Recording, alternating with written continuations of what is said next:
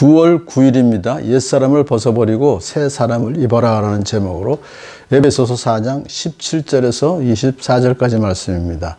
사도 바울은 바로 앞에서 부르심에 합당하게 살아가라고 권면했죠. 그래서 교회의 한화됨을 힘써 지키고 다양한 은사를 가지고 그리스도의 몸된 교회를 세워가라 라는 권면을 했습니다. 오늘 본문은 이제 성도 개개인의 삶에 대해서 구체적으로 옛 생활 방식을 벗어버리고 새 사람에 어울리는 방식대로 살라라는 권면을 하고 있습니다. 이렇게 시작하죠. 그러므로 나는 주님 안에서 간곡히 권고합니다 라고 성도들에게 이제 말을 시작하면서 이제부터 여러분은 이방 사람들이 허망한 생각으로 살아가는 것과 같이 살아가지 마십시오. 그러니까 이방 사람들은 허망한 생각으로 살아간다는 것이죠. 과거에 에베소 교인들도 그렇게 살았었어요. 그런데 이제 예수님 믿고 구원받아서 교회 생활하는 그들에게는 과거의 그런 이방인들의 생활 방식과 습관으로부터 벗어나라고 권면하는 것입니다. 즉 예수님 안에서 새 삶을 얻은 성도는 더 이상 과거의 그 방법을 따라가서는 안 된다는 것입니다. 왜냐하면 이방 사람들은 허망한 생각으로 살아오기 때문에 그렇죠. 이유를 말하죠. 그래서 이방인들이 행복을 얻기 위해서 노력하는 모든 것은 결국은 허무로 끝난다. 왜냐하면 하나님이 안 계시기 때문에요. 그들의 생각은 결국 헛된 기대에 지나지 않으며 그들은 열심히 살긴 하지만은 얻는 것이 없다 하는 것을 여기서 말하는 것이죠. 자, 그러면서 이제 그들의 삶이 어떤지를 자세하게 설명을 해줍니다. 그들은 자기들 속에 있는 무지와 자기들의 마음이 완고함 때문에 지각이 어두워지고 하나님의 생명에서 떠나 있습니다. 그들은 수치와 감각을 잃고 자기들의 몸을 방탕에 내맡기고 탐욕을 부리며 모든 더러운 일을 합니다. 그렇게 규정을 하고 있습니다. 이방인들은 세상적인 지식이 아무리 많다 하더라도 하나님의 지식이 없기 때문에 여전히 지각이 어둡다 그런 것이죠. 자연의 빛이 이들 주위를 밝게 비춰주고 있지만은 그들은 여전히 실체를 보지 못하고 있다는 것입니다. 왜냐하면 그들은 하나님의 생명에서 떠나 있기 때문이죠. 영적으로나 도덕적으로 무뎌져 있습니다. 그들의 마음은 완고해서 자신의 잘못에 대하여 양심의 가책을 느끼지 못하는 무감각한 상태에 놓여 있습니다. 결국은 그들은 수치나 두려움을 모르고 욕망에만 얽매여 살아가고 있습니다. 모든 속박을 벗어버리고 자존심도 마저 벗어버리고 다른 사람의 권리나 감정 또는 공중 도덕 같은 것을 아랑곳하지 않고 허세를 부리며 온갖 더러운 부도덕한 짓을 하는 것입니다.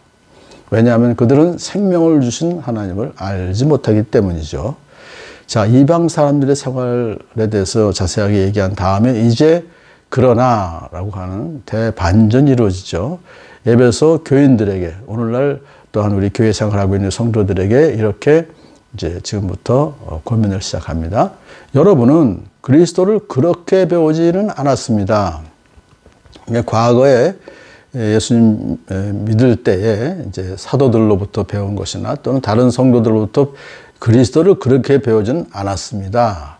왜냐하면 이 그리스도를 배운다고 하는 것은 단지 지식으로 예수님을 아는 것으로 끝나는 것이 아니라 예수 그리스도를 닮아가는 것을 말하기 때문에요. 그래서 우리 성도들은 하나님의 은혜로 구원은 받았지만 계속적인 성화의 과정을 통해서 예수님을 배우는 그런 과정이 우리에게 지속되는 것이죠.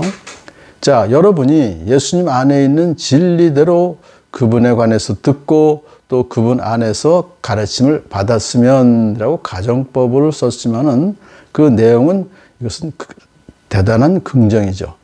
이 서신을 받는 에베소 교인들은 이미 예수님 안에 있는 진리대로 예수님에 관해서 듣고 또 예수님 안에서 가르침을 받은 사람들이죠. 그것을 기정사실화하면서 여기서 이제 바울이 강조하는 것은 in Christ, 그리스도 안에서, and Christo, 헬라어로 그렇게 해서 두 번에 걸쳐서 이렇게 and Christo, 그리스도 안에서라는 것을 표현했는데요.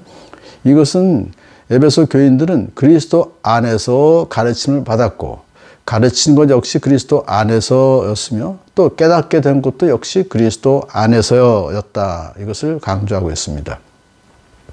그러므로 우리 성도들은 배움의 영역과 대상을 명료합니다. 영역과 대상이 뭐냐면 그리스도만이 우리의 배움의 대상이시고, 그래서 우리 성도들은 그리스도를 배워야 하는데 예수님이 또 교사이시기 때문에 우리 성도들은 그리스도에게서 또한 가르침을 받는 것이 가장 좋다는 것이죠. 자, 여기서 진리는 그리스도 안에 있다라고 말했습니다. 이 말은 그리스도를 배우게 되면 곧 진리를 알게 된다는 뜻이죠. 왜냐하면 그리스도가 진리시기 때문에, 그리스도 안에는 지혜와 지식의 모든 보화가 있기 때문에 그렇습니다. 자, 바울은 이제 권면을 이제 시작합니다. 에베소 교인들에게, 또한 저희와 저 여러분에게. 여러분은 지난날의 생활 방식대로 허망한 욕정을 따라 살다가 썩어 없어질 그 옛사람을 벗어버리고 마음의 영을 새롭게 하여 하나님의 형상을 따라 참 의로움과 참 거룩함으로 지으심을 받은 새 사람을 입으십시오. 그 세 가지, 22절, 23절, 24절의 내용이 세 가지죠. 하나는 옛사람을 벗어버리십시오 라는 뜻입니다. 그러니까 죄로 물든 옛 생활 방식에서 떠나라, 그런 뜻입니다. 옛사람을 포기하는 생활을 해야 된다. 자, 옛사람의 그러한 전인격적인 부패로부터 벗어나야 된다, 그런 뜻입니다. 그런데 성령, 거기서 방법은 하나님의 영을 새롭게 해서 그렇게 해야 된다, 그런 뜻이 여기 들어있죠. 이것은 성령에 의해서 너의 마음을 새롭게 하라는 뜻입니다. 이것은 왜냐하면 옛사람의 전인격적인 부패로부터 벗어난다는 것은 자기의 스스로의 힘만으로는 할 수 없죠. 오직 하나님의 은혜의 힘으로, 성령님의 힘으로 이것은 할 수 있기 때문에 그렇습니다. 그래서 성령의 마음을, 영을 새롭게 하라는 것은 성령은 속 사람을 새롭게 하여 성화의 과정을 통해서 우리 성도들을 하여금 영광에 이르게 하시기 때문에, 그래서 우리가 성령의 충만함을 입어서 날마다 계속적으로 새로워져 가는, 그렇다고 해서 사람의 노력이 필요하지 않다는 것은 아닙니다. 이 노력은 그 노력하는 사람의 소원의 진실성을 증명하는 것이기 때문에 노력은 해야 되는 것이죠. 그러므로 하나님의 은혜라고 하는 것은 우리 성도의 노력을 발생시켜 주시는 것이지, 우리 성도들로 하여금 게으르게 살아도 좋다라고 하시는 것은 아닙니다. 그리고 마지막으로 새 사람을 입으십시오 그랬죠.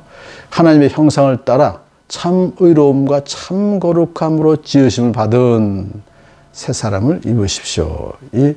여기서 입어라라고 하는 것은 과거, 부정과거 동사이기 때문에 하나님께서 주신 생명을 입는 행위는 단번에 이루어지는 것입니다. 그래서 우리가 새 사람을 입으십시오라고 하는 것은 바로 예수님을 믿을 때 우리에게 생명을 입는 그런 행위가 단번에 이루어진 것을 여기서 분명히 말씀하고 있는 것입니다. 오늘 그것은 바로 의로움과 참 거룩함으로 지으심을 받은 새 사람을 입어서 또한 그 새 사람의 스타일로 살아가는 저와 여러분 되기를 축원합니다. 이것은 바로 오직 성령의 그 충만함을 입어서 날마다 계속해서 새로워지는 삶을 살 때 우리에게 주시는 은혜인 것입니다.